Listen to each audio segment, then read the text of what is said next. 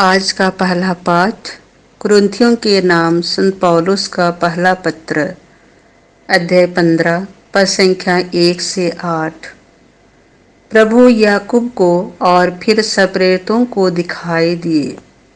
भाइयों, मैं आप लोगों को उस सुसमाचार का स्मरण दिलाना चाहता हूँ जिसका प्रचार मैंने आपके बीच किया, जिसे आपने ग्रहण किया, जिसमें आप दृढ़ बने रहते हैं, और यदि आप उसे उसी रूप में बनाए रखेंगे जिस रूप में मैंने उसे आपको सुनाया था, तो उसके द्वारा आपको मुक्ति मिलेगी, नहीं तो आपका विश्वास व्यर्थ होगा। जो शिक्षा मुझे मिली थी वही मैंने सबसे पहले आप लोगों को सुनाई।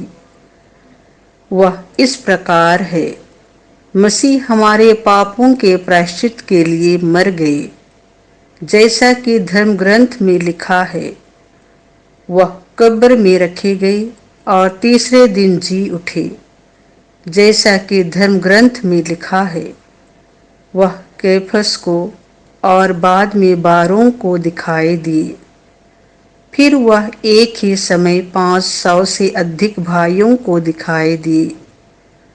उनमें से अधिकांश आज भी जीवित हैं, यद्यपि कुछ मर गए हैं। बाद में वह याकूब को और फिर सब प्रेरितों को दिखाई दिए।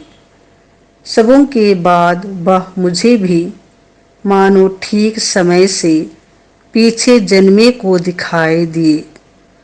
यह प्रभु की वाणी है।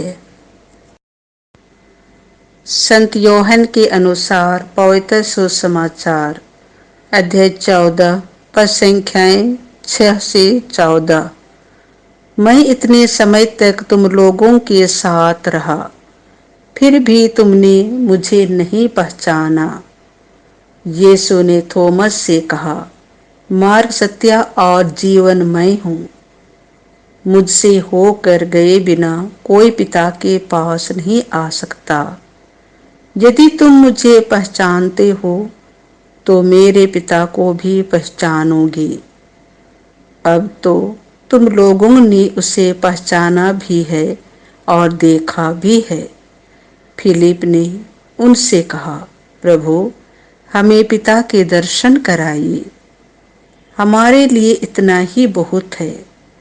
यीशु ने कहा, फिलिप, मैं इतने समय तक तुम लोगों के साथ रहा, फिर भी तुमने मुझे नहीं पहचाना। जिसने मुझे देखा है उसने पिता को भी देखा है। फिर तुम यह क्या कहते हो, हमें पिता के दर्शन कराइए?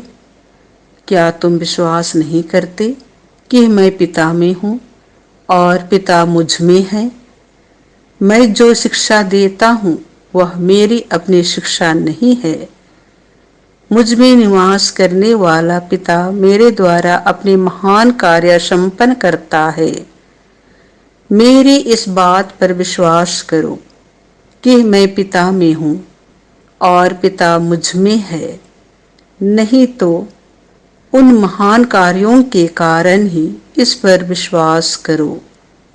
मैं तुम लोगों से कह देता हूँ, जो मुझ में विश्वास करता है वह स्वयं वे ही कार्य करेगा जिन्हें मैं करता हूँ।